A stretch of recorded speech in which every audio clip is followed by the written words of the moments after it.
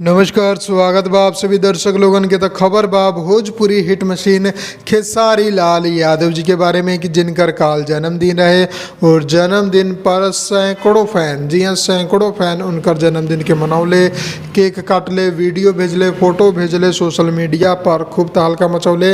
लेकिन एगो फैन जो फोटो शेयर कैले बा उहे सब जगह चर्चा पर बा। जी हाँ, आप लोग थंबनेल पर देखिए ले हम जोना में आप लोगन के नजर आयल हुई खेसारी लाल यादव जी के नाम से एगो चौक खुल गई बा। जी हाँ, खेसारी चौक मोहनपुर। जी हाँ, खेसारी चौक मोहनपुर जैसन कि आप लोग सामने स्क्रीन पर देख सकतानी।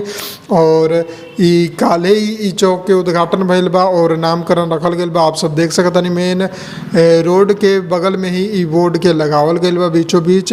और आप लोग बोर्ड पढ़ सकतानी खेसारी चौक मोहनपुर कौना जगह के बा, बिहार के बा, यूपी के बा, झारखंड के बा कि और कौनो जगह के बा ये अभी कंफर्म ना भइल बा। काहे से कि मोहनपुर नाम के चौक तो बहुत सारा हुई, लेकिन ई जोन जगह बा ई पता ना कहाँ पड़ेला और कहवा के रिक्वेस्ट पर, कोना के रिक्वेस्ट पर ई नाम रखल गइल बा। लेकिन बहुत ही बड़ा कदम बा खेसारी लाल यादव जी के फैंस के ई।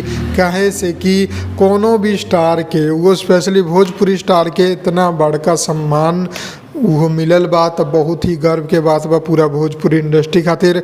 आप लोग बताएं कि का आप लोग सोचले रहनी है कि का भोजपुरी इंडस्ट्री में ऐसा कोनो हीरो जो रे सम्मानित कैल जाई ए तरीका से कोनो चौक के नाम उनका नाम पर रखे। बाकी आप लोगन के अगर वीडियो पसंद आयल बा तो लाइक करी, शेयर करी, चैनल के सब्सक्राइब करके बेल आइकन दबा दी। हम मिलम आप लोगन के अगला वीडियो में। जय भोजपुरी, प्रणाम।